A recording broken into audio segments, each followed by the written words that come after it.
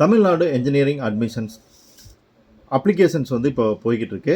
இந்த அப்ளிகேஷன்ஸில் வந்து நான் வந்து மிஸ்டேக் பண்ணிட்டேன் அப்படின்னா என்ன பண்ணணும் அப்படிங்கிறத பற்றி நேற்று ஒரு வீடியோ போட்டிருந்தோம்.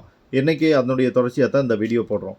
என்ன அப்படின்னு பார்த்தீங்கன்னா, உங்களுடைய அப்ளிகேஷனில் நீங்கள் ஏதாவது தவறு செஞ்சுருந்தீங்க அப்படின்னா, அதாவது நீங்கள் ரெஜிஸ்டர் பண்ணினதுக்கு அப்புறம் உள்ளுக்குள்ளே இருக்கக்கூடிய டீட்டெயில்ஸ், சர்டிஃபிகேட் அப்லோட் பண்ணுற வரைக்கும் இருக்கக்கூடிய டீட்டெயில்ஸில் ஏதாச்சும் மிஸ்டேக் பண்ணியிருந்தீங்கன்னா என்ன பண்ணணும்? ஒருவேளை உங்களுக்கு வந்து ரெஜிஸ்டர்டு மொபைல் நம்பர் தொலைஞ்சு போயிருந்தாலோ, இமெயில் ஐடி ஒர்க் ஆகாமல் போயிருந்தாலோ என்ன பண்ணணும் அப்படிங்கிறத பற்றியும் பார்க்கலாம். ஸோ ஃபஸ்ட்டு விஷயம், இந்த ரெஜிஸ்டர்ட் மொபைல் ஐடி,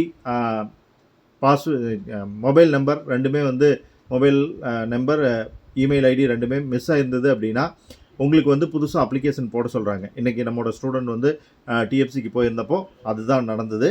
அவங்க வந்து புதுசாகவே அப்ளிகேஷன் போட சொல்லிட்டாங்க. ஸோ டூப்ளிகேட் அப்ளிகேஷன் வரும். எந்த அப்ளிகேஷன் செலக்ட் ஆகுது, எதுக்கு சர்டிஃபிகேட் வெரிஃபிகேஷன் வருது அப்படிங்கிறதெல்லாம் நீங்கள் ரொம்ப கவனமாக இருக்கணும். கவனமாக இருந்து பார்த்துக்குங்க. ரெண்டாவது விஷயம், உங்களுக்கு அப்ளிகேஷன் டீட்டெயில்ஸ், நீங்கள் உங்களை பற்றி கொடுத்த personal details, educational details, scholarship இதுலையெல்லாம் வந்து ஏதாச்சும் குளறுபடிகள் இருந்தது, தவறு பண்ணியிருந்தீங்க அல்லது நீங்கள் சரி செய்ய வேண்டிய தகவல்கள் இருக்குது அப்படின்னா நீங்கள் டிஎஃப்சி சென்டருக்கு போனால் அங்கே உங்களுக்கு ஒரு அப்ளிகேஷன் ஃபார்ம் கொடுப்பாங்க.